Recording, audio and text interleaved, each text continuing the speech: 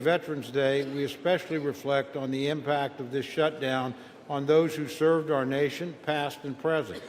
Our military families were left wondering if they would be paid. Thanks to President Trump, they were. Yet this is not how the greatest nation in the world should function. Today, that changes. The legislation before us reopens the government, restores critical services, and puts an end to the needless hardship Democrats have inflicted on the country.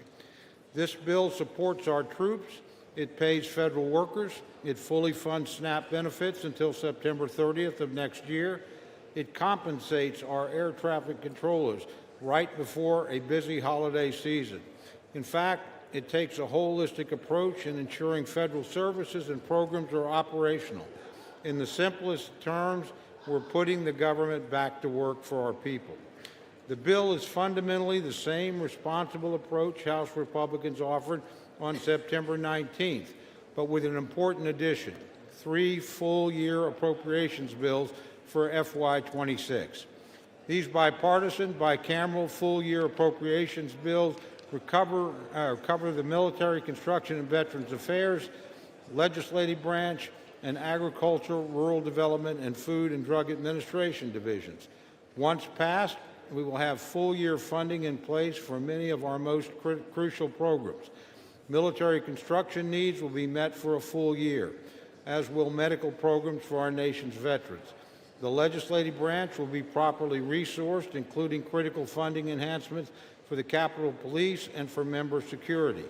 And agriculture, food, and nutrition programs like WIC and SNAP will be fully funded to help vulnerable people in need. Importantly, this legislation delivers member-driven community project funding in both the military construction and agricultural division, which will direct resources back into the hands of the communities we represent. This was a top priority for the Appropriations Committee, and we achieved it while holding overall spending levels in check. It's responsible appropriations progress like this that causes me to reflect on an important message to our friends in the Democratic leadership. My sincere apologies to Minority Leaders Jeffries and Schumer, but after today, you will no longer get to hold the government hostage, and you will not get to force a rushed, pork-filled Christmas omnibus at the end of the year. Republicans have actively restored a responsible line-by-line process. Over the next few months, we will continue this work and efforts through regular order. This Article 1 advancement is an accomplishment that every member of this chamber can be proud of, regardless of party. Yet some still need to decide what they stand for today. So to my colleagues on the other side of the aisle, do you want the leverage or do you want to legislate? Do you treat Americans as collateral damage or as constituents? And do you answer to your caucus or your country? For Republicans, the answer has been clear for the last 43 days. We have and we will continue to put Americans first. Democrats can join us. They have an opportunity to make the responsible choice to reopen our government and pass 3 official full-year appropriations bills. 8 Senate Democrats saw reason and did exactly that. I hope House Democrats do the same. True courage is taking responsible action for the nation, even when politics makes it inconvenient. Let's reopen the government and get back to work. With that, Mr. Speaker, I reserve the balance of my time. The gentleman from Oklahoma reserves. The gentlelady from Connecticut is recognized. Thank you, Mr. Speaker. The House is not in order. Thank you. House will be in order. Thank you very much, Mr. Speaker. I yield myself 7 minutes. The gentlelady is recognized. I rise in opposition to this bill that does nothing, not one thing, to address the Republican health care crisis amid a cost of living crisis.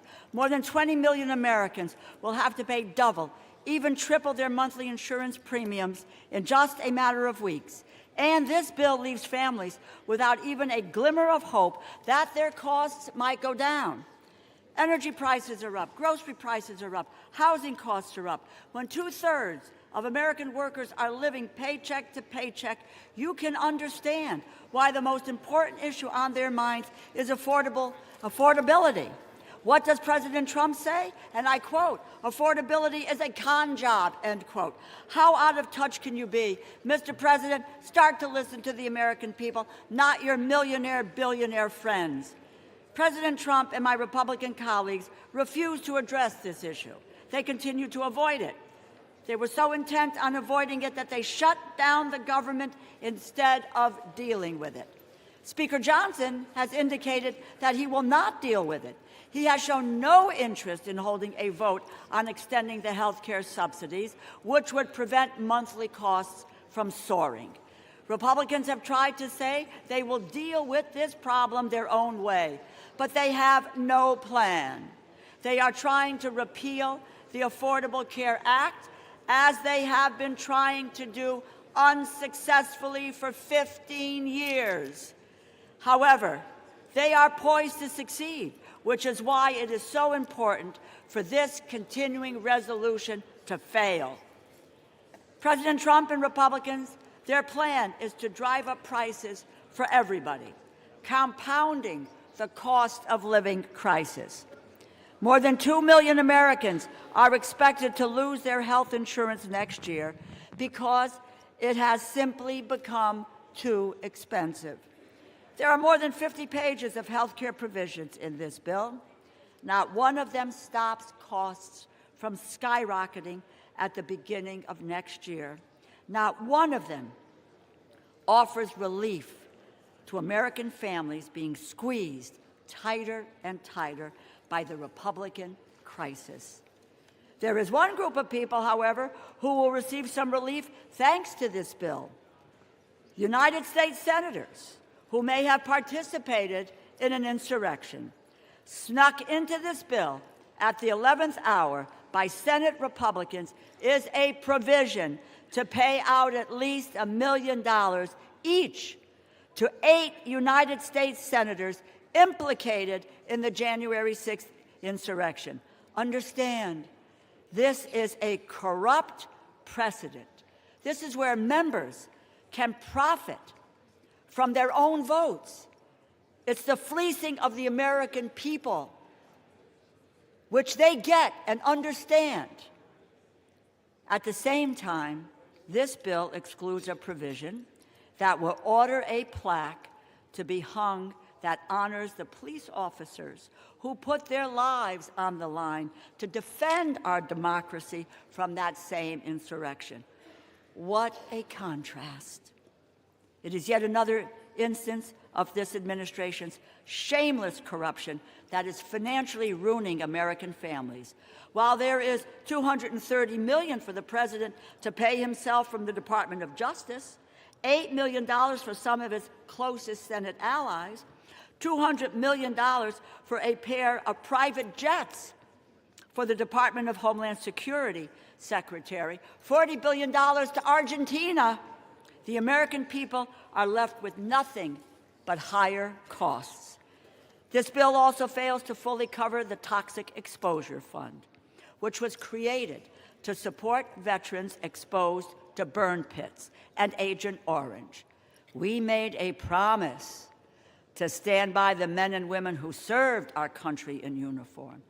This bill does not live up to that promise. You know, Republicans need to stop taking photographs with veterans and then vote against their health care. Those who lead in the appropriations process here believe in the constitutional power of the purse. And over the past month, President Trump has been firing federal workers en masse. And when his administration has failed there, they have made life so miserable for federal workers that they had no choice but to leave. Federal workers should be, and I quote, traumatically affected. Those are the words of the Office of Management and Budget Director Russ Vought, an unelected bureaucrat.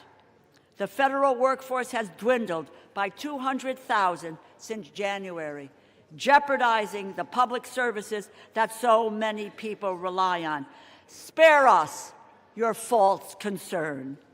And since January, this administration has been stealing from our communities, withholding as much as $410 billion in funding approved by Democrats and Republicans, House, Senate, signed into law, and they are illegally blocking authorized funds from being distributed. Even now, as we debate this bill, the Trump administration is arguing to the Supreme Court that they should be allowed to withhold food stamp funding that Congress lawfully approved. They were ordered by 3 separate courts to distribute food assistance and are still fighting to withhold it. It is not connected to opening this government. They have the money. They have it now for food stamps. They just refuse to use it. Imagine using food as a political weapon, unspeakable and immoral. It seems like their only plan is to strip children of food assistance while kicking their parents off their health insurance. They have demonstrated that that is who they are. These are their true colors. You cannot expect Democrats to go along with any bipartisan funding deal if that agreement can be undone with a party line vote. Congress must assert its authority over the power of the purse. I encourage my colleagues to vote no, and I reserve the balance of my time.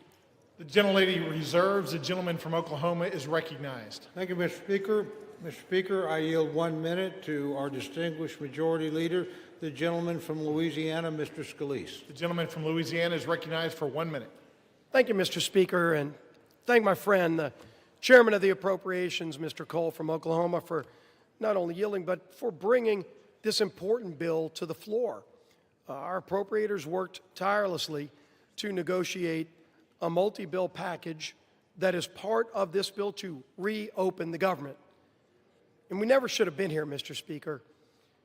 We tried as Republicans over a month ago to prevent a government shutdown. We had a vote here on the House floor.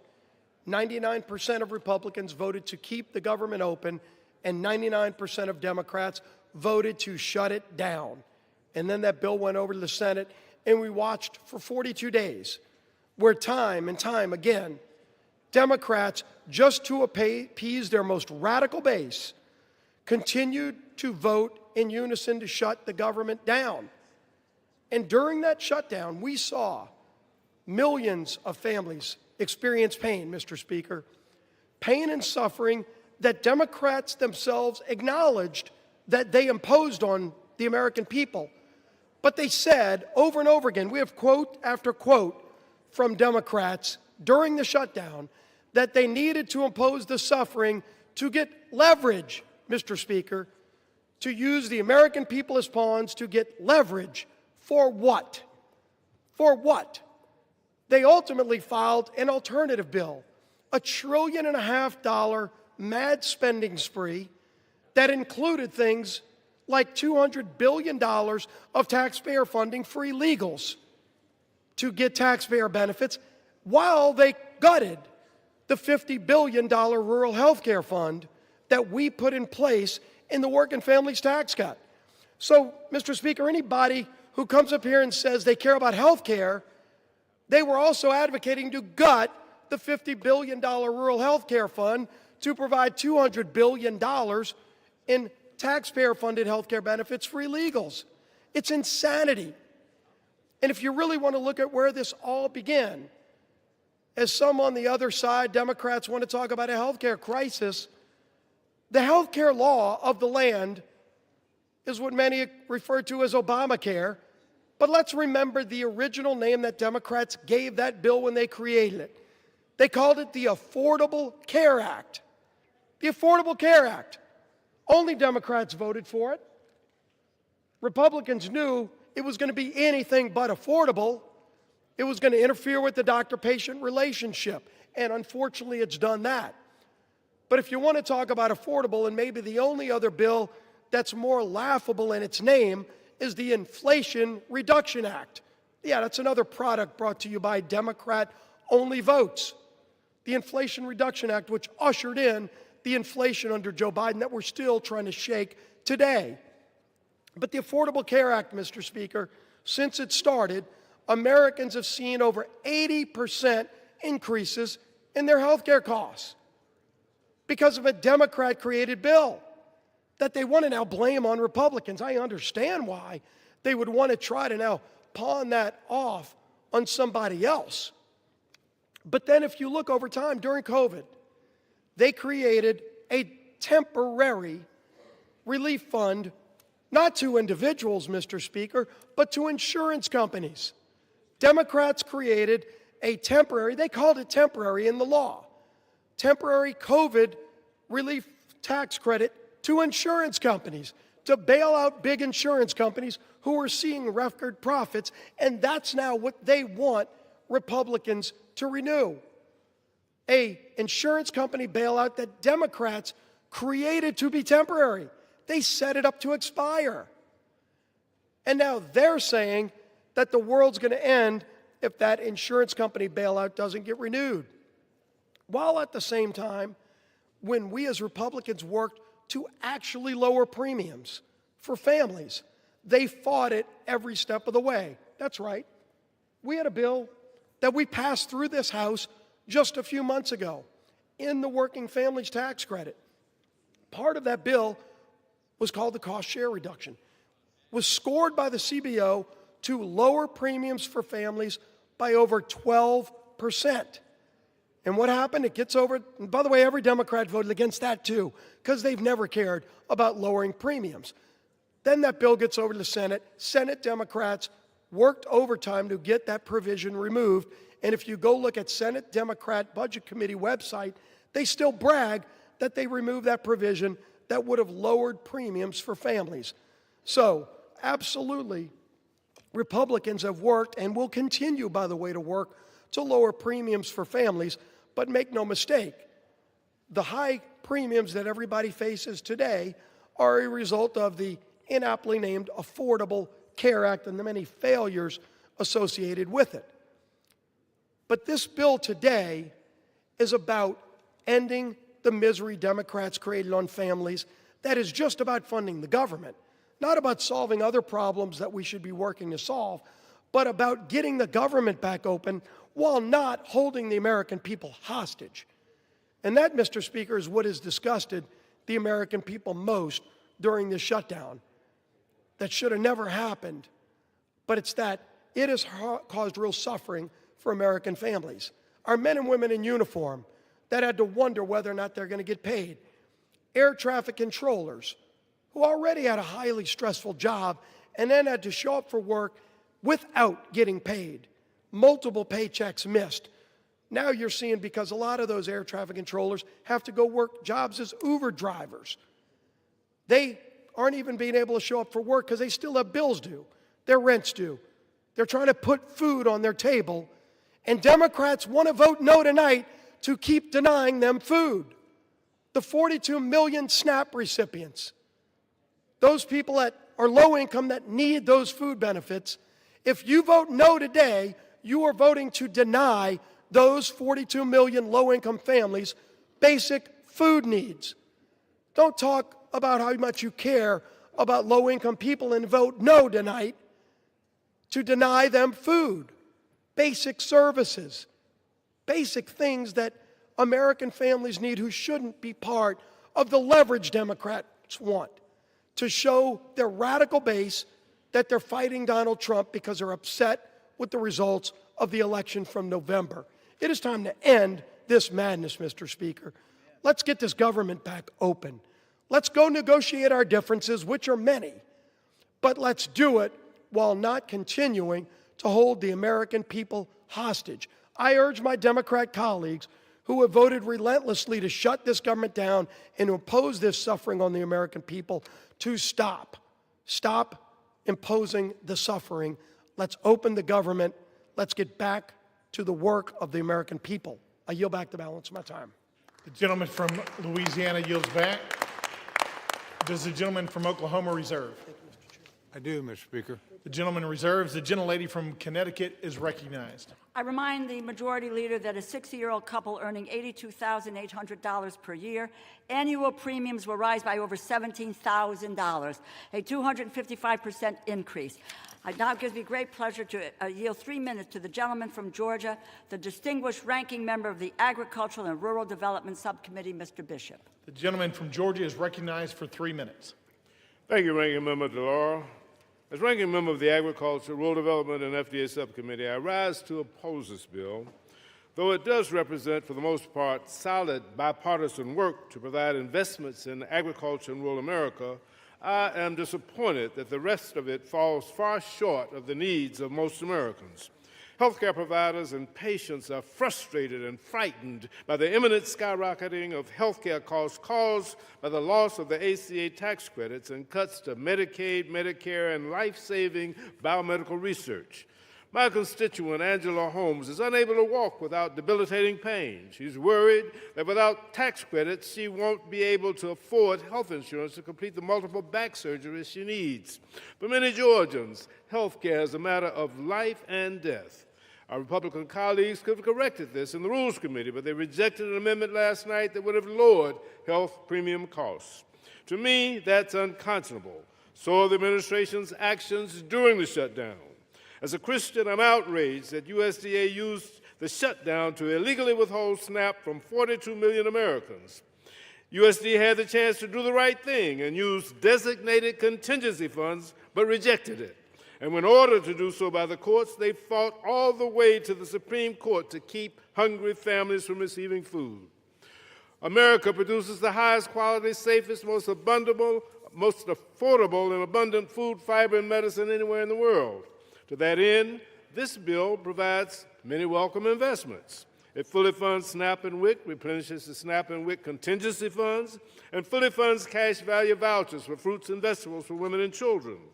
It also helps rural America by providing $1 billion in single-family direct home loans, $120 million over the House level, and funding water and wastewater programs at $446 million, both issues that Democrats tried to address in full committee.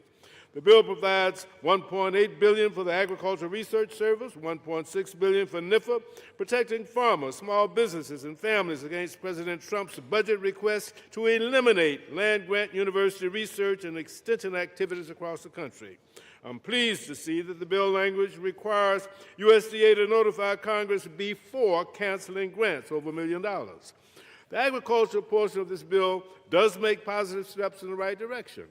The bill discards many of the harmful policy riders, which in the House bill, yet it does not go far enough to negate House language falsely questioning the safety of mifepristone and encouraging FDA to explore liability protections for certain infant formula manufacturers, over which the agency has absolutely no jurisdiction.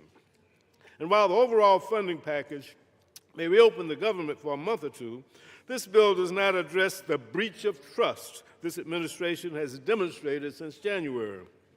They fail to follow the law, and we cannot trust that they will even execute this bill if we vote on it today. The gentleman's time has expired.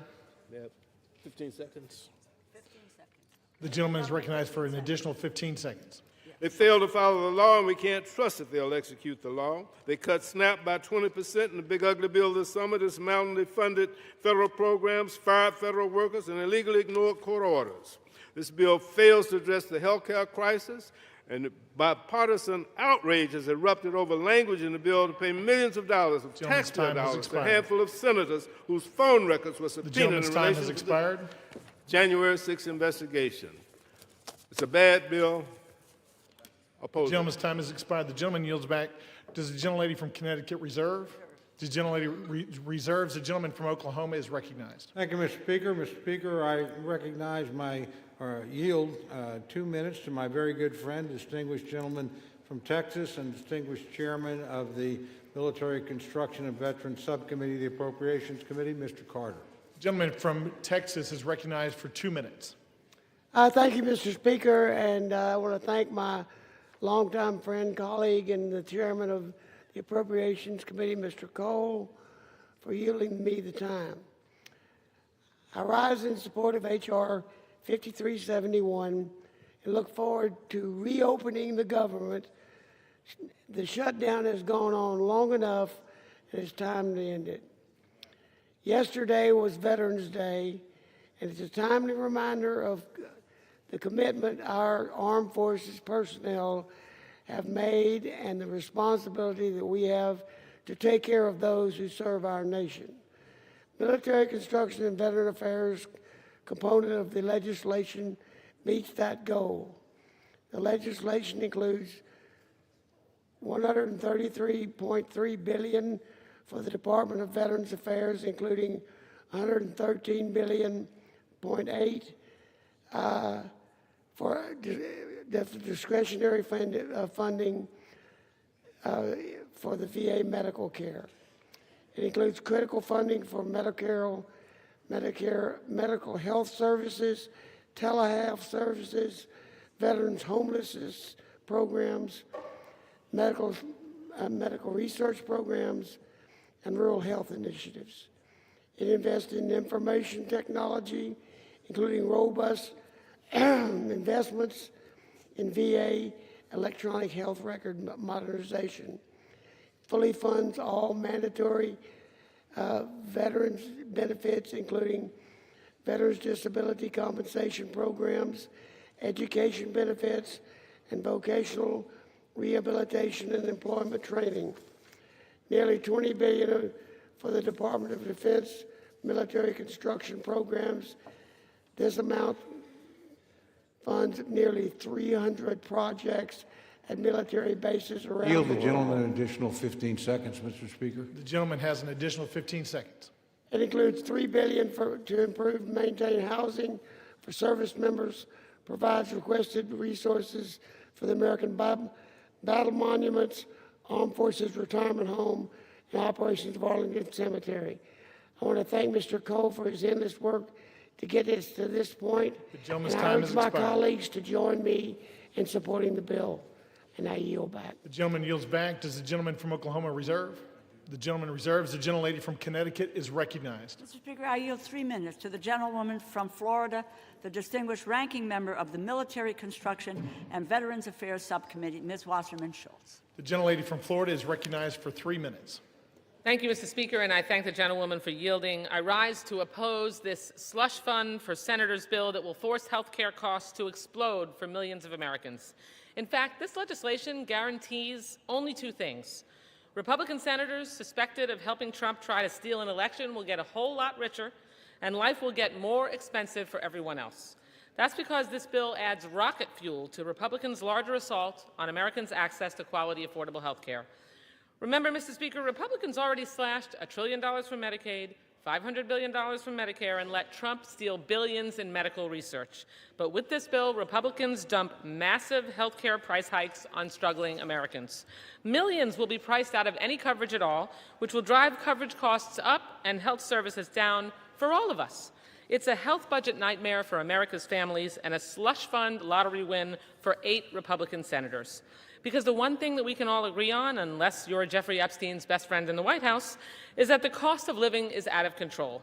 Rent, home insurance, and electric bills are all soaring. The cost of beef, coffee, and vegetables just keep climbing. People are really struggling to get by. Yet Donald Trump continues to block SNAP benefits to 42 million struggling seniors, patients, and veterans. How anyone could swipe food from the plates of nearly 20 million children like that is simply disgusting, but that same moral bankruptcy is embedded in this bill. This bill unleashes huge health insurance hikes on 203,000 people in my district alone, and 82,000 people will lose coverage altogether due to the impact of the big ugly law and soaring ACA prices. Worse, this bill also reneges on our commitment to veterans. As the ranking member of the Military Construction and Veterans Affairs Appropriations Subcommittee, I take our promises to veterans personally and seriously. Just this summer, I secured bipartisan support for my amendment to restore $51.7 billion in remind you that President Trump sought in his budget. Yet as Republicans slipped a slush fund for senators into this bill, they gutted a critical funding protection for veterans. Just so we're all clear, average Americans will see their kitchen table budget blow up from the health coverage price hikes, and veterans will see their future health care funding for toxic exposures put in jeopardy. All so billionaires can keep getting huge tax breaks. It's hard to pick between the worst moral outrages behind this bill. Was it covering up for Epstein's best friend for nearly 2 months, just so Republicans could vacation and avoid negotiating a better health care plan for our struggling families? Or is it the slush fund that personally enriches Republican senators and will haunt everyone who votes for this bill? Well, House Democrats will oppose this partisan spending bill that guts America's health care, and we'll keep fighting to extend health care tax credits. Donald Trump and Republicans broke their promise to lower costs, and this bill certainly cements that betrayal. But Democrats will stand by our promise to lower costs, and we'll make sure every American knows Republicans are responsible for this devastating health care crisis. The gentlelady's time has expired. Back. The gentlelady yields back. The gentlelady from Connecticut reserves. The gentleman from Oklahoma is recognized. Thank you very much, Mr. Speaker. Mr. Speaker, I yield 2 minutes to my very good friend, distinguished chairman of the Agriculture Subcommittee of the Committee on Appropriation, Dr. Harris of Maryland. The gentleman from Maryland is recognized for 2 minutes. Mr. Speaker, I rise today in support of Senate Amendment to H.R. 5371, which will finally put an end to the Democrat-led government shutdown. Millions of Americans have suffered because they refuse to reopen the government, harming those who depend on SNAP benefits, federal workers, Border Patrol agents, and our troops who are uncertain about their next paycheck. This legislation extends government funding to the end of January 2026, thereby blocking attempts to force a budget-busting omnibus at the last minute before Christmas. It also includes the FY 2026 Agriculture, Rural Development, and Food and Drug Administration Appropriations Act. Republicans have effectively locked in disciplined, flat spending levels while supporting the Trump administration's policy priorities. The agriculture bill provides $26.65 billion in discretionary spending, which is level with the current amounts, while also including community project funding. This bill provides critical funding support to America's farmers, ranchers, and rural communities. It ensures both USDA and FDA can safeguard our nation's food and drug supply and fully funds nutrition programs, including SNAP and WIC. Additionally, the bill closes the hemp loophole that has resulted in the spread of unregulated, intoxicating hemp-derived products that are being sold online and in gas stations and corner stores across the country. Many of these products are accessible and attractive to children, resulting in thousands of calls to U.S. poison control centers, with more than 30% involving children aged 5 years and younger. This provision is supported by 39 states' attorney general and over 81 national and state public health, medical, law enforcement, and other organizations. It's beyond disappointing that our colleagues on the other side of the aisle will soon be voting to continue the chaos and uncertainty of a government shutdown. But this is what responsible Republican government looks like. We stared down the radical Democrats' outrageous budget-busting demands and held the line for hardworking American taxpayers. I want to thank Appropriations Chairman Cole for his leadership, strongly encourage my colleagues to support this legislation. Mr. Chair, I yield back time. The gentleman from Maryland yields back. Does the gentleman from Oklahoma reserve? The gentleman reserves. The gentlelady from Connecticut is recognized. Mr. Speaker, I yield 3 minutes to the gentleman from New York, the distinguished ranking member of the Legislative Branch Subcommittee, Mr. Espaillat. The gentleman from New York is recognized for 3 minutes. Thank you, Mr. Speaker. I rise today in strong opposition to the Senate's amendment to H.R. 5371 because once again, the Senate has put other interests ahead of those of the American people. Today's backroom deal does nothing to stop 20 million Americans that will see their health care premiums double or triple. And it does absolutely nothing to stop provisions in the reconciliation package that will strip 15 million people of the Medicaid coverage. These cuts will have a resounding impact for individuals and the healthcare industry and economy as a whole. Safety net hospitals like Montefiore in my district and federally funded clinics like Borinque in East Harlem face having to eliminate services or completely close. Families, seniors, and children who go to these clinics and hospitals cannot afford to lose health care coverage. On top of that, Mr. Speaker, the legislative branch bill, which was done unilaterally, not with the consultation of both sides, it was done on its own, in the Senate, in the dark, in cahoots with a bunch of people, includes a provision that will line the pockets of 8 senators that we know of by allowing them to sue the government for millions of dollars if the Department of Justice subpoenas their phone records or seeks a lawful non-disclosure order. While families in my district are stretching every single dollar just to pay for food and rent, senators want a personal payout if law enforcement dares to hold them accountable. At every turn of this shutdown and fight for health care access, Republicans and the Trump administration have tried to inflict suffering as much as possible. For weeks, the administration held food stamps hostage. And even when some states comply with a court ruling to release full benefits, the president demanded that they be clawed back. Even when governors stepped up and said, we don't want people to go hungry, they ran to court, Mr. Speaker, to take $6.20 away from poor people. Who does that? Explain that to me. Who takes $6.20 away from a single mom or a hungry senior? That's the state of America today. Unbelievable. And here we are to vote on this. I will be casting my vote as a no. In fact, it will be a hell no tonight. The gentleman from New York yields back. The gentlelady from Connecticut reserves. The gentleman from Oklahoma is recognized. Thank you, Mr. Speaker. Mr. Speaker, I yield 2 minutes to my very good friend, the distinguished gentlelady from Michigan and chairman of the House Republican Conference, Ms. McClain. The gentlelady from Michigan is recognized for 2 minutes. Thank you, Mr. Chairman, and thank you, Mr. Speaker. And God, I love the compassion and the passion on the other side of the aisle. You know, we're worried about taking money out of families. Well, you know what? Y'all can do the right thing and vote yes. If not, you're the ones that are taking money from needy families, not us, because yes means yes, we want to feed the families. We want to have SNAP programs. No means we don't fund those programs. See how simple that is? But keep on with the rhetoric. I mean, it's cute, but the American people don't buy it. So, I mean, listen, for the past 40 days, Democrats have inflicted needless pain on hardworking Americans. They stranded millions of travelers. They denied food assistance for hungry families. And how did they do that?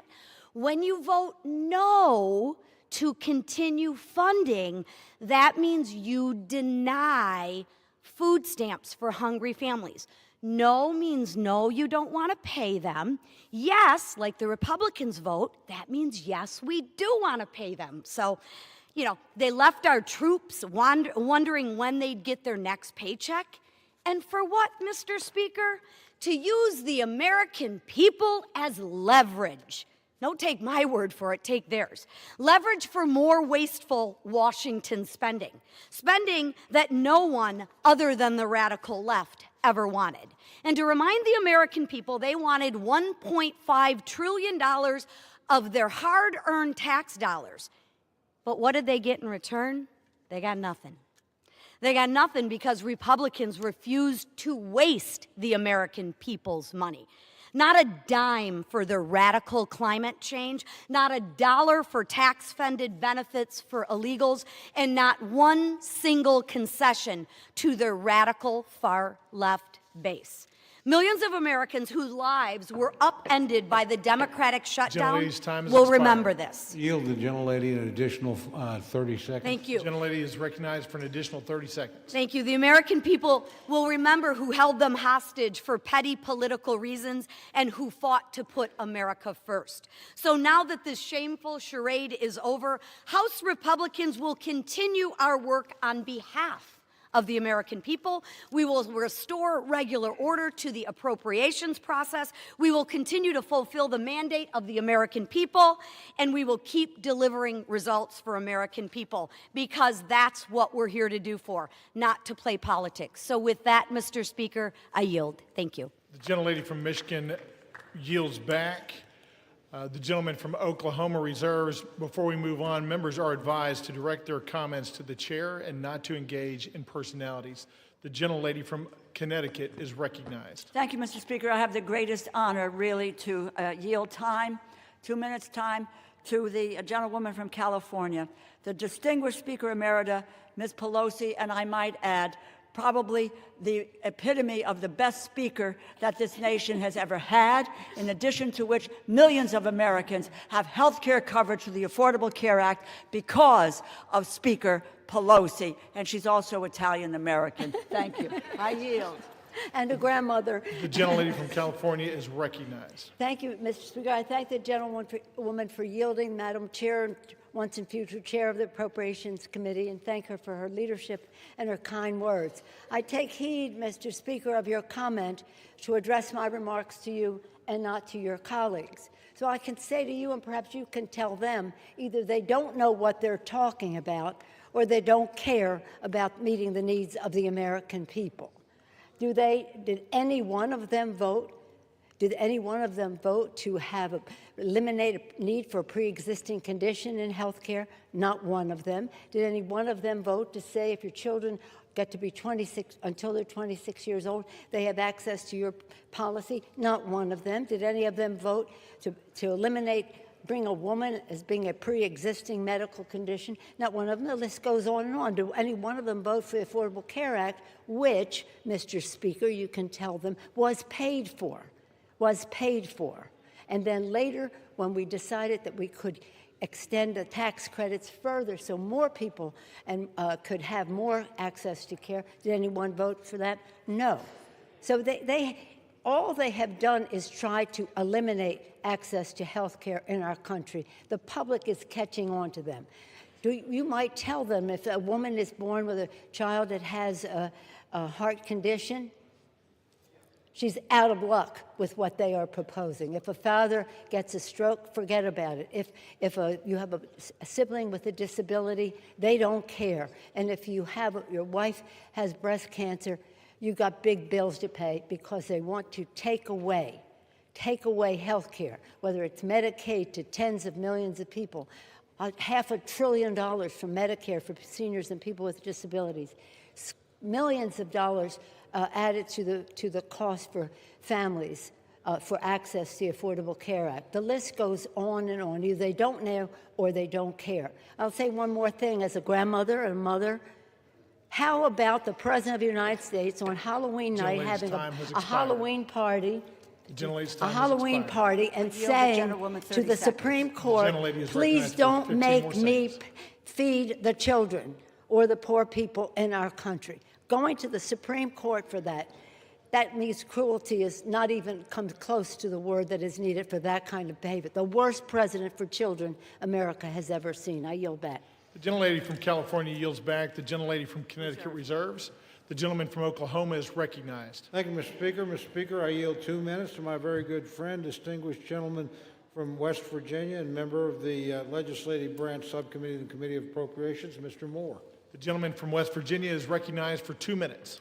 Thank you, Mr. Speaker. I rise today to support the Senate amendment to H.R. 5371, which includes full funding for the legislative branch. I'm honored to serve as the vice chairman of the Legislative Branch Subcommittee, and I'm grateful to Chairman Valadao for his leadership on that committee.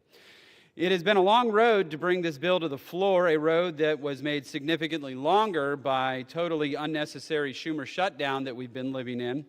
The bill before us not only reopens the entire government, but ensures that the House and its supporting agencies remain working for the American people. The bill invests in safety and security.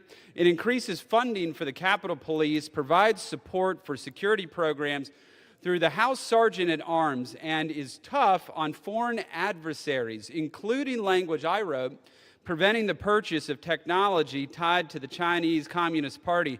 I want to thank Chairman Cole for his leadership and Ranking Member Espaillat and our subcommittee members and their staff and our staff and their work. And I urge my colleagues to vote yes. I yield back. The gentleman from West Virginia yields back. The gentleman from Oklahoma reserves. The gentlelady from Connecticut is recognized. Mr. Speaker, I yield 1 minute to the gentlewoman from Ohio, the distinguished ranking member of the Energy and Water Subcommittee, Ms. Capter. The gentlelady from Ohio is recognized for 1 minute. I thank the ranking member for yielding, Congresswoman DeLauro. Congress today should vote for affordable health insurance for Americans and reduce its rising costs. Instead, in the dead of night, 8 Senate Republicans slipped into this bill a payola for themselves, literally raking millions of dollars to themselves. This payola, it's called corruption. Corruption. Millions of taxpayer dollars now are slated for Senators Graham, Haggerty, Hawley, Sullivan, Tuberville, Johnson, Loomis, and Blackburn. Each is teed up to personally rake in a minimum of $500,000 up to $1.5 million. Meanwhile, the American people need more affordable health insurance, but these senators, with their House allies, are lining their own pockets. I say no more tax breaks to billionaires and no payoffs to U.S. senators. This is what happens when power serves itself instead of the people. This isn't leadership, it's corruption disguised as legislation. Will the gentleman yield me 10 seconds? The gentlewoman's time has expired. No?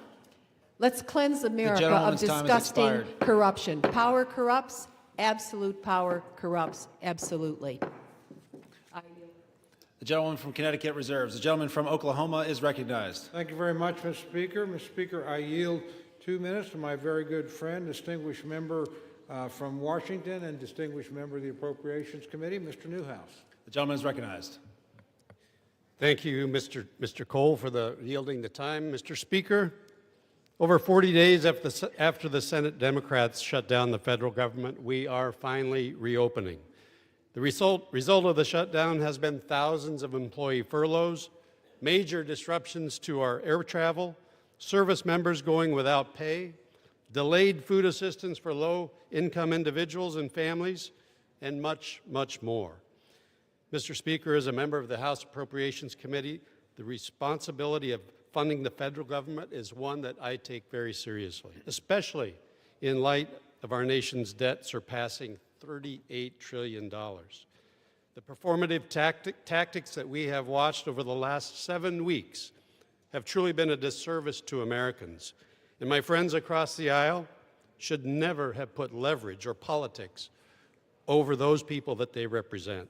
But the most important thing right now is that we get back to work, making sure the federal government can provide the essential services that people depend on, and that Congress can continue working to pass full-year funding legislation providing responsible federal spending and fund those essential services. Mr. Speaker, we are making significant progress with the inclusion of these 3 appropriation bills, but our work is far from over. I encourage all my colleagues on both sides of the aisle to support this deal, vote to end this unnecessary shutdown, and help us get back to the business of hardworking Americans across this country. Thank you, and I yield back. Gentleman yields. The gentleman from Oklahoma reserves. The gentlewoman from Connecticut is recognized. Speaker, I yield 1 minute to the gentlewoman from Minnesota, the distinguished ranking member of the Defense Subcommittee, Ms. McCollum. The gentlewoman is recognized. Mr. Speaker, Donald Trump and Republicans control the entire government. For 42 days, Republicans shut it down. Why? Because they refuse to extend tax credits to help millions of Americans afford their health care. And if that wasn't bad enough, President Trump even withheld food assistance during the shutdown.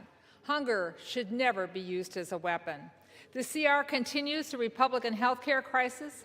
The Speaker's already said he won't hold a vote to extend the Affordable Care Act tax credits to reduce health care costs for Americans. So now my constituents are going to have to choose between heating their homes, feeding their families, or taking their children to the doctor.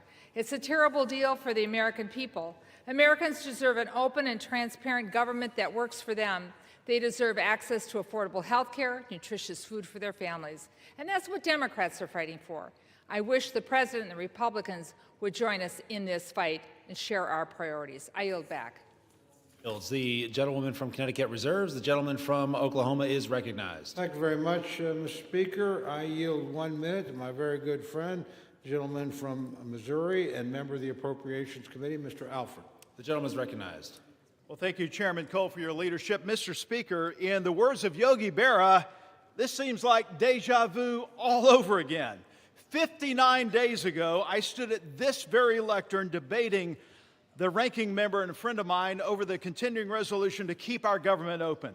On September 19th, we did our work in this body, but Senate Democrats chose to hold America hostage with the Schumer shutdown.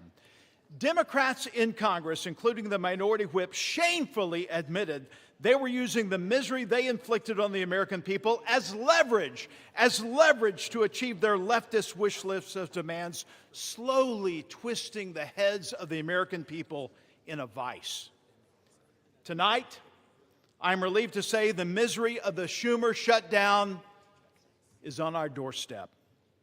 Mr. Speaker, this package proves that when Republicans stay united and put America first, we can govern with strength, compassion, and common sense. Tonight, Mr. Speaker, tonight we will reopen the government and liberate the Schumer hostages. And with that, I yield back. The gentleman yields. The gentleman from Oklahoma reserves. The gentlewoman from Connecticut is recognized. Mr. Speaker, I yield 1 minute to the gentlewoman from California, a member of the Appropriations Committee, Mrs. Torres. The gentlewoman is recognized. Mr. Speaker, I rise in strong opposition of this deeply flawed bill because the American people deserve better. Since Trump returned to office, Republicans have created an affordability nightmare, a mass transfer of hard-earned taxpayers' dollars to billionaires. In my district alone, more than 350,000 people are facing skyrocketing health care costs or cuts to critical services. Republicans shut down the government instead of finding bipartisan solutions to keep care affordable and took a 7-week paid hiatus, during doubling health care costs for working families, cutting off food assistance right before Thanksgiving, and letting Trump spend his holidays pardoning insurrectionists, enriching billionaires, cozying up to dictators, and building himself a new ballroom, all while taking food away from families in need. And now Senate Republicans want to reward themselves with a taxpayer-funded handout. Shameful, shameful, shameful. House Republicans should be here doing their jobs, not making life harder for working families. I urge a no vote. Members are advised to direct their comments to the chair and not to engage in personalities toward the president. The gentlewoman from Connecticut reserves. The gentleman from Oklahoma is recognized. Thank you, Mr. Speaker. Mr. Speaker, I yield 1 minute to my very good friend, distinguished gentleman from Texas and chairman of the House Budget Committee, Mr. Arrington. The gentleman is recognized. Mr. Speaker, the Democrats rejecting a clean CR, shutting the government down, creating all the havoc, the pain and suffering for our fellow Americans is so obviously disingenuous. They never vote against clean CRs. Never. For 4 years under Biden, you all didn't reject one clean CR. Chuck Schumer, in 44 years, never rejected a clean CR. So, Mr. Speaker, what's it about? They say policy. They put forward a proposal, Mr. Chairman. They said it's about health care for illegals. They repeal work requirements for able-bodied adults. That's an 80-20 issue in this country. They put forward a spending bill of $1.5 trillion. That's twice the discretionary budget. Mr. Chairman, they'd be spending more money than we've ever spent outside of COVID. That's their counter-proposal. It's not only disingenuous, it's unserious. So what's it about? It's about politics. It's about resisting and fighting and undermining Donald Trump. But here's the deal. They're not fighting and resisting Donald Trump. They're undermining the will of the American people that gave Trump the presidency. Yield the gentleman an additional 15 seconds. The gentleman is recognized. They undermined the will of the people who overwhelmingly elected President Trump and gave him the mandate of the America First agenda. So you're not resisting us. You're posturing and placating the radical left. And you are holding back what the American people wanted, and that was a new direction for this country. I yield back.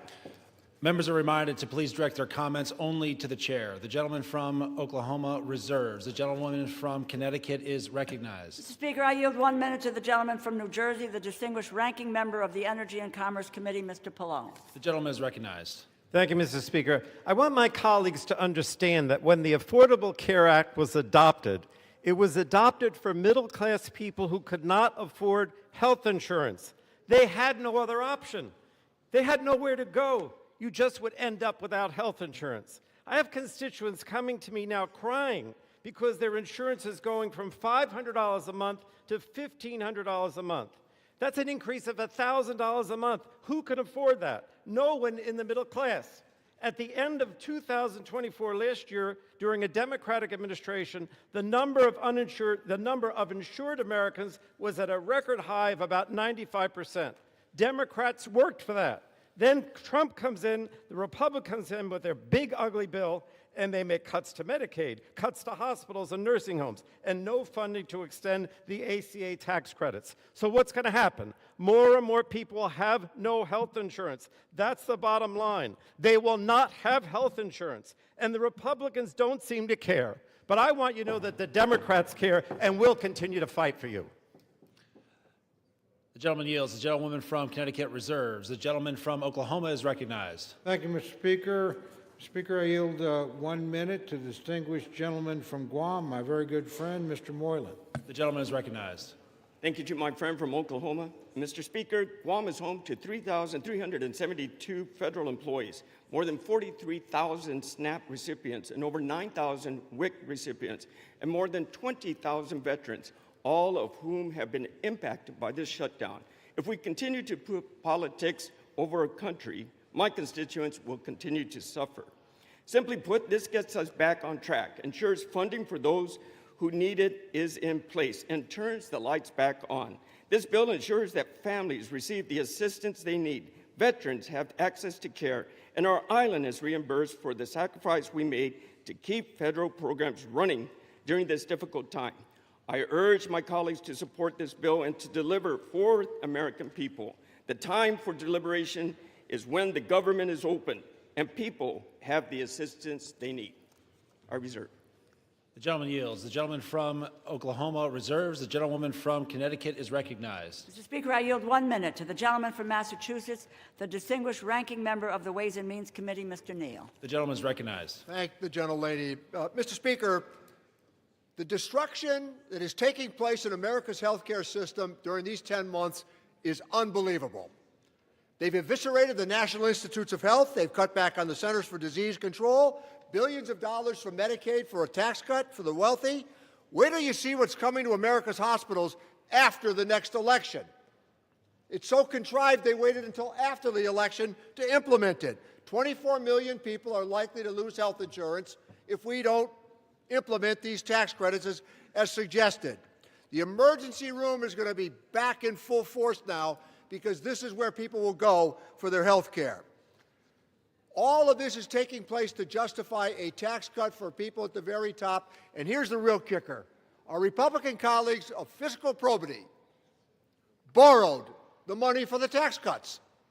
In 2017, it's $2.4 trillion. In the last tax bill, almost $4 trillion is borrowed for a tax cut for wealthy people. Whatever happened to the fiscal soundness that the Republican Party used to lecture everybody on? And I yield back the balance of my time. The gentleman yields. The gentlewoman from Connecticut reserves. The gentleman from Oklahoma is recognized. Thank you very much, Mr. Speaker. Mr. Speaker, I yield 1 minute to my very good friend, the distinguished gentleman from Pennsylvania, Mr. Muser. The gentleman is recognized. I thank Chairman Cole for his leadership. Mr. Speaker, if this were a library, we would have the fiction side over there and the nonfiction side over here. The only thing that's not fiction, however, is their consistent criticism of the healthcare system known as Obamacare that they created. That's what this fight seems to be about. And that's the one end of things that is truthful. Today, Mr. Speaker, after 6 weeks of no pain, or excuse me, lots of pain and no gain, they're going to vote again to keep the government closed. They're going to vote again. They're whipping their votes so they would not be paying federal workers. They won't be funding essential programs like SNAP and undo the chaos at our airports. Okay, I spent the last 43 days in my district talking with these groups, talking with SNAP, talking with Head Start, seeing their pain, realizing it, understanding it. Some of my colleagues did the same, but shockingly, they're still going to vote to keep the government closed and keep this funding from being delivered. It's time to fix the damage the Democrats have caused. With this vote tonight, Republicans will restore SNAP payments. We'll get TSA and air traffic control. Yield the gentleman an additional 15 workers. seconds. And you know what, thank you, Chairman. And you know what, Mr. Speaker? Yesterday was Veterans Day. Veterans didn't fight for the red. They didn't fight for the blue. They fought for the red, white, and blue. maybe tonight we can lead, we can follow their example. I yield back. The gentleman yields. The gentleman from Oklahoma reserves. The gentlewoman from Connecticut is recognized. Mr. Speaker, I yield 1 minute to the gentlewoman from Washington, Ms. Del Bene. The gentlewoman is recognized. Thank you, Mr. Speaker. This bill fails to address the fundamental needs of families across our country. Americans have made it crystal clear that affordability is their #1 concern. President Trump and Republicans promised to lower costs on day one, and that's been one big broken promise. Healthcare premiums are skyrocketing because Republicans refuse to extend the ACA tax credits, causing healthcare costs to go up for everyone. Over 4 million people will be forced off their coverage next year because it's too expensive. This is on top of soaring prices for food, energy, and housing. It's unacceptable for the wealthiest nation in the world. Republicans who say support affordable health care should be standing up for their constituents rather than following in line behind President Trump. I'm going to keep fighting for affordable health care and lower costs. The American people deserve better. I yield back. The gentlewoman yields. The gentlewoman from Connecticut reserves. The gentleman from Oklahoma is recognized. Thank you very much, Mr. Speaker. Mr. Speaker, I yield 90 seconds to my very good friend, the distinguished gentleman from Texas, Mr. Gooden. The gentleman is recognized. Thank you, Mr. Speaker. Throughout this sham and shame of a shutdown, we've heard so many lies from the Democrats. And over the last 45 days, and especially the last 45 minutes, I've heard them say this is an evil bill. Republicans don't care about the disabled. Trump is the worst president in history for children. They've said that Republicans are to blame for the fentanyl crisis. Republicans shouldn't take photos with veterans. January 6th, of course they mentioned that. Republicans are corrupt, and they've said that Republicans are starving kids. What they haven't said is the one thing that this bill does, which is open up the government. Not one Democrat is getting up here saying this bill opens the government. So let me remind them and my colleagues and the American people, this bill opens the government tonight. And the American people have Republicans to thank for ending this shutdown and opening the government. I urge a yes vote. I am proud to vote yes. And I am so disappointed in my Democratic colleagues because for the life of me, throughout my time in the House, I've heard them talk about how wonderful it is to keep the government open and that a shutdown is so bad and can never happen. And tonight they won't even admit that this bill opens the government and this is what we need for this country tonight. So I urge a yes vote and I yield back. The gentleman yields. The gentleman from Oklahoma reserves. The gentlewoman from Connecticut is recognized. Mr. Speaker, I yield 1 minute to the gentlewoman from California, Ms. Barragan. The gentlewoman is recognized. Thank you, Mr. Speaker. I oppose the Republican spending bill that makes health care more expensive for hardworking Americans. While Republicans were on their 7-week-plus vacation, all our constituents were receiving notices of premium increases. A constituent of mine, a lifelong educator, has been told that her premiums will jump from $383 to nearly $1,000. Meanwhile, Trump and Republicans can find money for a fancy ballroom. They can give tax breaks to billionaires. And they even included millions of dollars in cash payouts in this bill for 8 Republican senators. If anyone else in government gave themselves millions in taxpayer money, they would go to prison. But for Americans trying to afford health care, not $1 in tax credits. House Democrats are united against this corrupt bill and will keep fighting to protect America's health care. I urge my colleagues to reject this bill. I yield back. The gentlewoman yields. The gentlewoman from Connecticut reserves. The gentleman from Oklahoma is recognized. Thank you very much, Mr. Speaker. I yield myself such time as I may consume. Mr. Speaker, it's been an interesting debate. Frankly, as a couple of my colleagues have suggested, a lot of the rhetoric on the other side hasn't had much to do with the legislation in front of us. My friends chose all on their own to shut the government down 43 days ago. During that time, soldiers have had to worry about getting paid. The only reason they were paid is the President of the United States managed to pull a rabbit out of the hat twice, or we've had military families completely unpaid. We have our air traffic controllers. Most of us flew here today or yesterday or in recent days. They're keeping the skies as safe as they can, but they haven't gotten paid. We're in this Capitol building. We're under the protection of the Capitol Police. They do a splendid job. They keep doing their job. They haven't been paid. We have people that are in desperate need of some of the services that this government has promised to give them. SNAP and WIC, that's at risk unless we pass this legislation tonight. So we can have all these debates about all these other issues. As a matter of fact, my friend the Speaker, part in the United States Senate, the Majority Leader, and the President have said, when you open the government, we'll be happy to talk to you about some of these issues.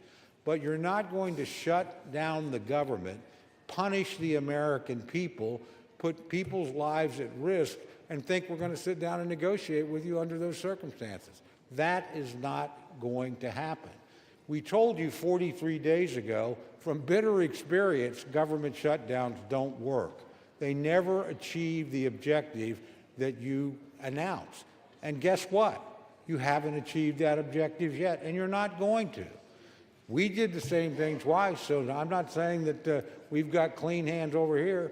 You guys did it on DACA, didn't work here, not going to work here. Only people that have suffered have been the American people, the people that we're all here to serve. So let's keep the focus on getting the government back open. I would also add, and I appreciate this very much, there have been robust discussions back and forth, and we have 3 appropriations bills attached to this. They're appropriations bills that do important things. The Ag bill will make sure that people that rely on WIC and SNAP don't have to worry about another government shutdown between now and September 30th of next year. The Ledge Branch bill will make sure that the Capitol Police and everybody else at staff that allow this chamber to function don't have to worry about not getting paid until September 30th of next year. And obviously, military construction and, more importantly, veterans rely on benefits commitments we have made. Passage of this bill makes sure that those commitments will be fulfilled between now and September 30th next year. And we buy the time to sit down and rationally and responsibly negotiate other appropriations bills that we can bring, I hope, in a bipartisan basis to this floor to keep the government open. So I would just ask my friends to reflect on that. I hope some of you feel the weight of that decision. I know you do. And I hope you can vote to keep the government open. There's no excuse to shut it down.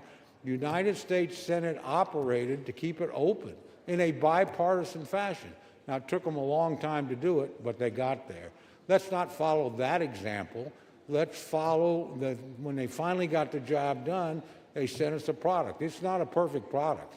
It's got some things in it I don't like. But frankly, if we kept the government open, we would have never been in this situation in the first place. So I would just ask my friends to remember their constituents. I know they think about them. I know they're serious about the points they make. Reopen the government. Raise your issues. Let's see if we can come to a negotiated settlement. But let's not punish the American people. A no vote on this, again, means soldiers and military families don't get paid. A no vote means that people in need of SNAP and WIC might not get it. A no vote means the people that allow us to come here and debate and work won't get paid either. I can go down the list of horrors. It's pretty simple. This is a vote about 2 things. Opening the government of the United States, which you willfully tried to shut down, fortunately did not succeed in that in this chamber, but some of your colleagues, using arcane Senate rules, did manage to do it, but finally came to their senses. You ought to pay attention to those people. They said, enough is enough. Let's reopen the government. I would urge my colleagues to do that today, and I hope it's done in a bipartisan way. With that, I reserve the balance of my time, Mr. Speaker. The gentleman reserves, and members are reminded to direct their remarks only to the chair. The gentlewoman from Connecticut is recognized. Mr. Speaker, I yield 3 minutes to the gentlewoman from Massachusetts, the distinguished Democratic whip, Ms. Clark. The gentlewoman is recognized. Thank you. Donald Trump said the cost of living crisis is fake news, a con job by the Democrats.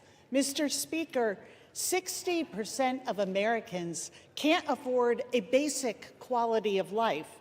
45% have had to skip a doctor's appointment or a prescription because they can't afford it.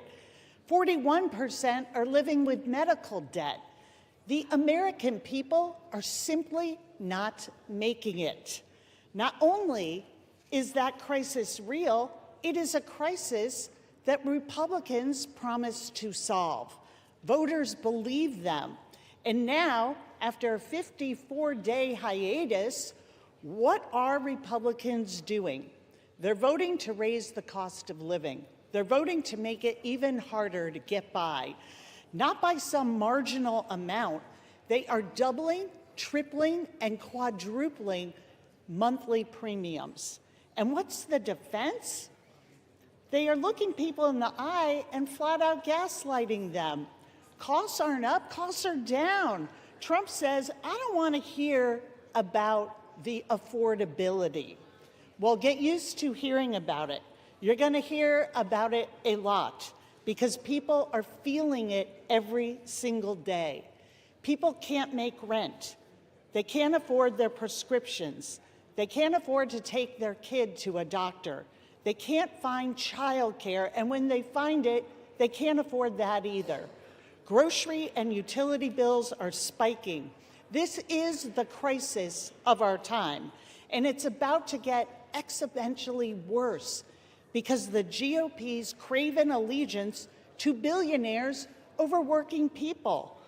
The cost of living crisis is not fake news. It's not a perception issue. It is daily life for the people that we all represent.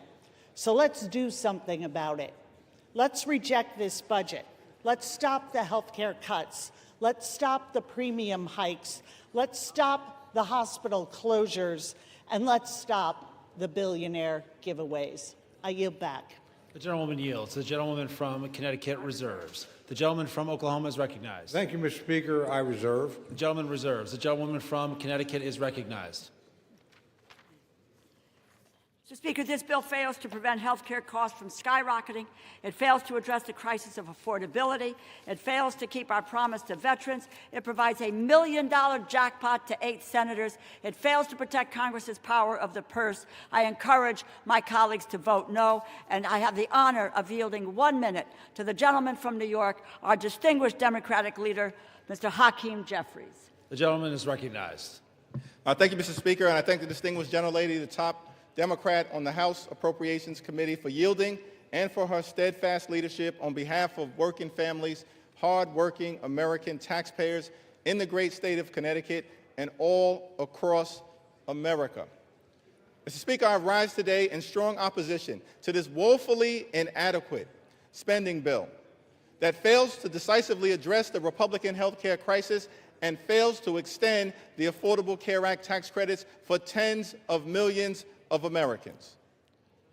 Mr. Speaker, before I say anything further, let me say to our men and women in uniform, to our active duty troops, to our hardworking federal employees, to our civil servants, to our TSA agents, to our Capitol Police, to our staff here in the House of Representatives, to our air traffic controllers, thank you for your service. Thank you for your sacrifice. Thank you for the work that you do on behalf of the American people each and every day. And it's our promise to all of you that we will continue to work hard to make sure that you are treated with the dignity and respect that you deserve. In a year in which the Trump administration has gone after hardworking federal employees relentlessly, including firing more than 200,000 federal employees prior to the start of the Trump Republican shutdown. Republicans control the House, the Senate, and the presidency. Donald Trump and Republicans made the decision to shut the government down, the longest shutdown in American history. Would rather do that than provide health care that's affordable to working class Americans, middle class Americans, and hardworking American taxpayers. All across the country, I'm certain that there are people in America asking the question, where do we go from here? House Democrats have a simple answer. We will continue to fight to lower the high cost of living. House Democrats will continue to fight to address the health care crisis that Republicans have created. And House Democrats will continue to fight to extend the Affordable Care Act tax credits for tens of millions of Americans. This fight is not over. We're just getting started. We'll fight today. We'll fight tomorrow. We'll fight this week. We'll fight next week. We'll fight this month. We'll fight next month. We'll fight until we win this battle for the American people. That's our commitment as House Democrats. And there's only two ways that this fight will end. Only two ways, Mr. Speaker, that this fight will end. Either Republicans finally decide to extend the Affordable Care Act tax credits this year, or the American people will throw Republicans out of their jobs next year and end the speakership of Donald J. Trump once and for all. That's how this fight ends. Mr. Speaker, during this painful Trump-Republican shutdown,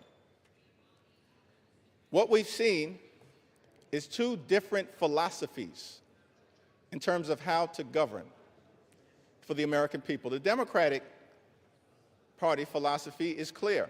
We are ready, willing, and able to find bipartisan common ground anytime, any place, to enact spending agreements that actually make life better for the American people. But in order to do that, we need to have partners on the other side of the aisle who are actually willing to find a bipartisan path forward. But what we've seen from Republicans from the very beginning of this presidency is a my way or the highway approach. That's been the Republican philosophy. Jam your extremism down the throats of the American people. That's what we've seen from day one of this presidency. That's the reason why the government has been shut down by Republicans and Donald Trump for the longest period of time in American history. What have we seen from Donald Trump and Republicans during this shutdown? A consistent unwillingness to actually find common ground in order to make life better for the American people. Donald Trump, during this shutdown, found the time to play golf week after week after week. Donald Trump found the time to pardon serial fraudsters like George Santos and Rudolph Giuliani. Donald Trump found the time to meet with the Chinese Communist Party. Donald Trump found the time to destroy the East Wing of the White House. Donald Trump found the time to extort $230 million from the Department of Justice so he could line his pockets. Donald Trump found the time to bail out Argentina with $40 billion. Donald Trump found the time to rip away SNAP benefits from 42 million Americans. Mr. Speaker, these extremists are not like us. They're not like us. They have zero interest in fighting hard to make life better for the American people. Their philosophy, my way or the highway, our response, get lost. We're going to continue to fight hard on behalf of the American people. In the midst of a health care crisis and a cost of living crisis that is very real, despite what Donald Trump, the leader of the Republican Party, has to say. He claims there is no affordability crisis in the United States of America. But why would anyone believe anything that Donald Trump or Republicans have to say on this issue? Because throughout 2024, before the election, Republicans in the House and in the Senate and Donald Trump on the campaign trail spent all of their time saying that costs were going to go down on day one. But costs haven't gone down. Republicans haven't done a damn thing to lower the high cost of living. Costs haven't gone down in this country. Costs have gone up. Inflation is on the way up. Housing costs out of control.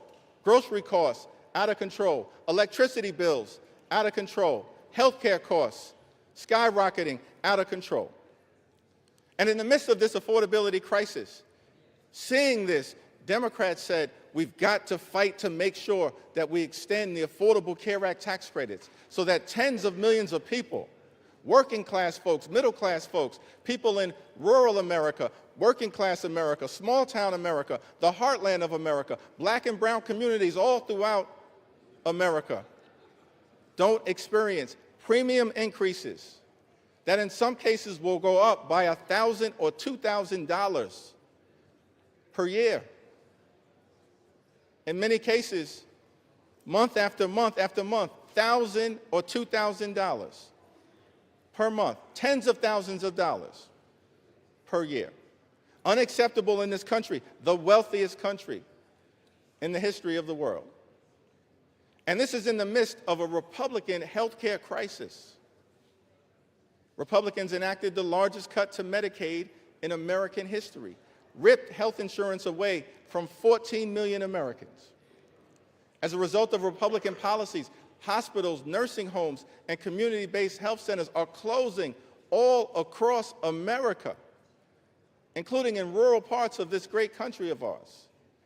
And now, because of Republican refusal to extend the Affordable Care Act tax credits, tens of millions of Americans are at risk of being unable to afford to go see a doctor when they need one. In this country, the wealthiest country in the history of the world, it can't be the case that health care is simply a privilege for the wealthy, the well-off, and the well-connected. Mr. Speaker, that's the Republican perspective. We believe as Democrats that health care has to be a right, and a right that's affordable and available to every single American in the United States. That's what this fight is all about. And that's what the fight will continue to be about as we move forward. Many of my Republican colleagues have suggested that they want to deal with the health care affordability issue, that they want to address the Republican health care crisis that's devastating people all across this country. Well, we have an opportunity for you to do so. There's a discharge petition connected to legislation that House Democrats have introduced to extend the Affordable Care Act tax credits for 3 years, because we believe that working class Americans, middle class Americans, and everyday Americans deserve the same level of certainty that Republicans always provide to the wealthy, the well-off, and their well-connected donors. Working class Americans deserve that level of certainty. So join us in extending the Affordable Care Act tax credits. It's not too late. We're in the midst of open enrollment, but the tax credits expire on December 31st. And we will stay on this issue until we get this issue resolved for everyday Americans. Mr. Speaker, as I close, you know, I've had the opportunity, as many of us do, to serve in the United States Congress with legendary figures, too numerous to mention. Legendary members, of course, Speaker Emerita Nancy Pelosi, Steny Hoyer, the great Jim Clyburn, Maxine Waters, Elijah Cummings, Charlie Rangel, our own Marcy Kaptur, the longest-serving woman in the history of the United States House of Representatives. We've all had the opportunity to serve with legendary members, John Dingell, too numerous to mention.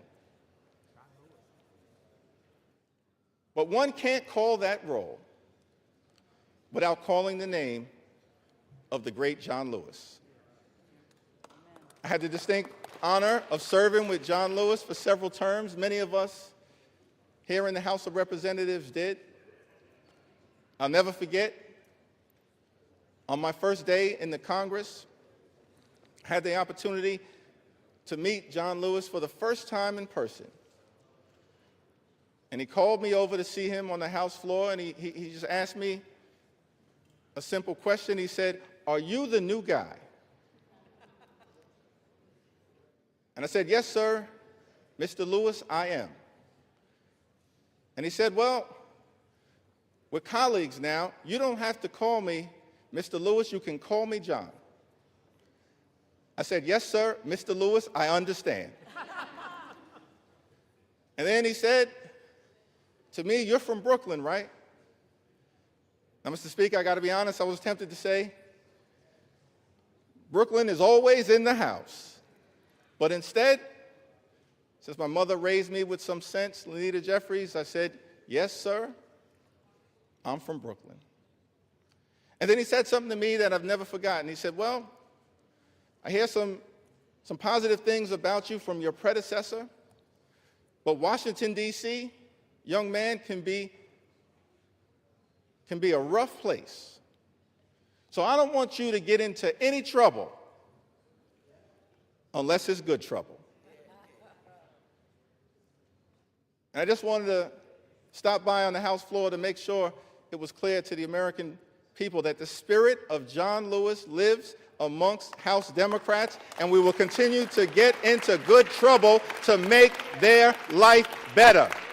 That's our commitment to every single American all across this country, from this day and for every day moving forward.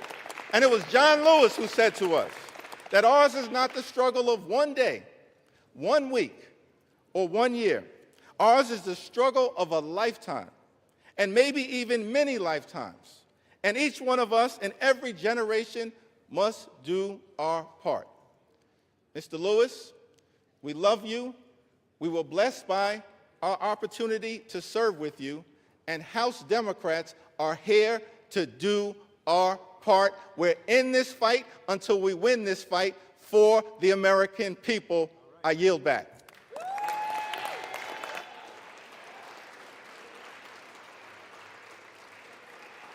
The gentleman yields. Members are reminded to refrain from engaging in personalities towards the president.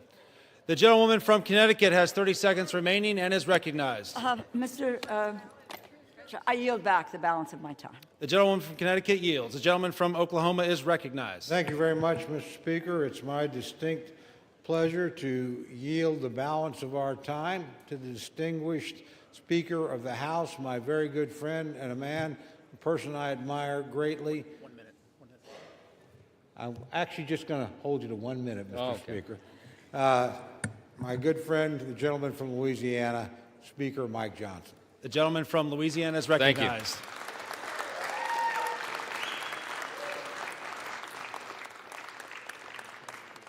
I want to thank my friend Chairman Cole. Has done an extraordinary job in this process. And Mr. Speaker, we all know why we're here. House Democrats voted to shut the government down. It was 54 days ago when we had that vote, September 19th. And since that time, Senate Democrats have voted 14 times to close the government. Republicans voted a collective 15 times to open the government for the people, and the Democrats voted that many times to close it. And then they admitted, many of them, and we could name them here, but I'm not going to take the time, they admitted that they were using the American people as leverage in this political game. They knew that it would cause pain, and they did it anyway. The whole exercise was pointless. It was wrong, and it was cruel. In mere moments, I want you to watch the board. They're going to do it again. I'm going to guess for you that most of our Democrat colleagues are going to vote again to close the government, again to take food out of the mouths of families that need it, again to deny pay to federal employees, again to stall flights and cancel airlines and do all the rest that they've done. But we are not going to let them succeed in that gambit. And that's right. While the Democrats keep voting to shut the government down, Republicans are going to vote to open it back up. And with that, we're going to get the American government running again and working for the people as they deserve. I'm going to close with this. You know, as Speaker, you have the ability to talk as long as you want, but I'm not going to do that tonight. We're not going to waste any more time of the people.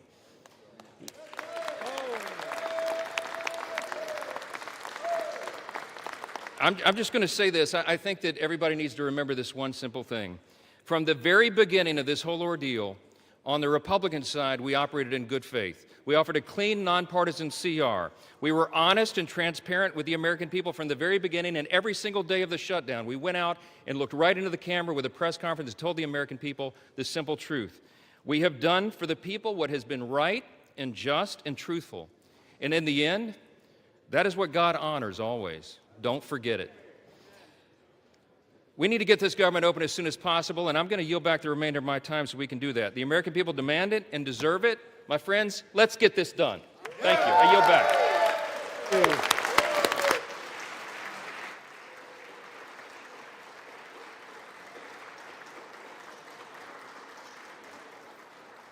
Proud of you. The gentleman yields. The gentleman from Oklahoma has 3 minutes remaining and is recognized. I yield back the balance of my time. The gentleman yields. All time for debate has expired. Pursuant to House Resolution 873, the previous question is ordered. The question is on the motion by the gentleman from Oklahoma, Mr. Cole. All those in favor say aye. All those opposed say no. In the opinion of the chairs, the ayes have it. For what purpose does the gentleman from Connecticut stand? Mr. Speaker, I request the yeas and nays. The yeas and nays are requested. Those favoring a vote by the yeas and nays will rise. A sufficient number having risen, the yeas and nays are ordered. Members will record their votes by electronic device. This is a 15-minute vote.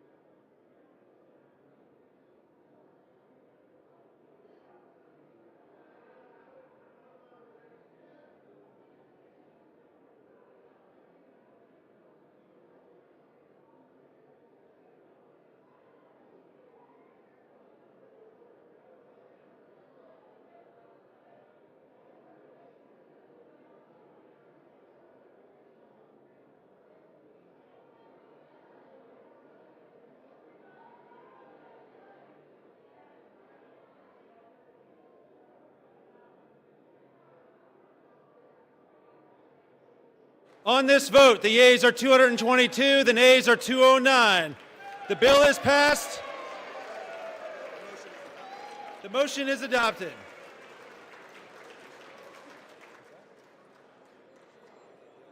Without objection, the motion to reconsider is laid on the table.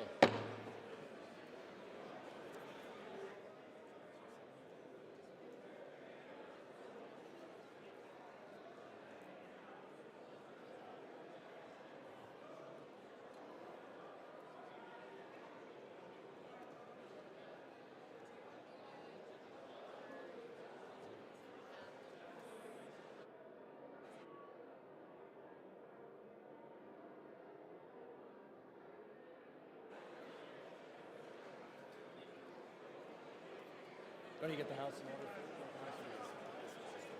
The chair lays before the House a communication. The Honorable the Speaker, House of Representatives, sir. I respectfully request to be relieved from assignments to the House Armed Services Committee and the House Select Committee on Competition between the United States and the Chinese Communist Party, effective immediately. It has been an honor and privilege to serve on these committees on behalf of my constituents and the American people. Signed sincerely, Mikey Sherrill, Member of Congress. Without objection, the resignation is accepted.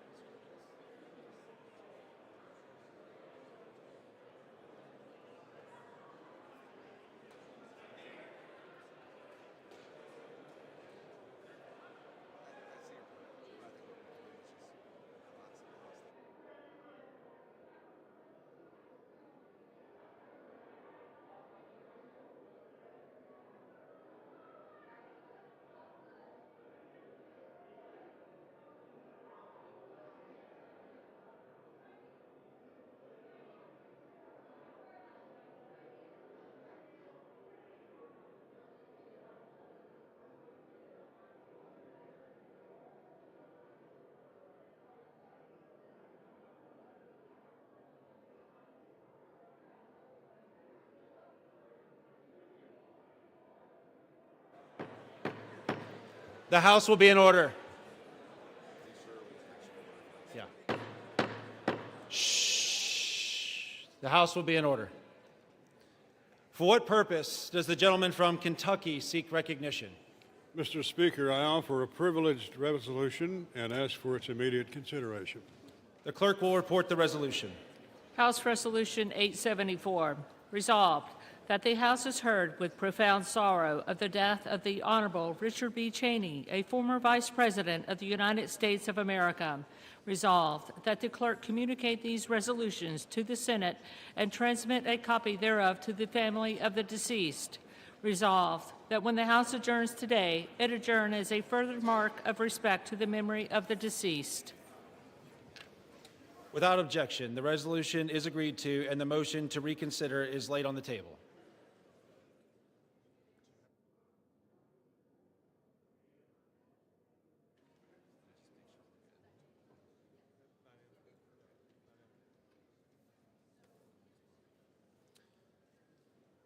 Pursuant to Clause 13 of Rule 1 and House Resolution 874, the House stands adjourned until 9 a.m. tomorrow as a further mark of respect to the memory of the late Honorable Richard B. Cheney.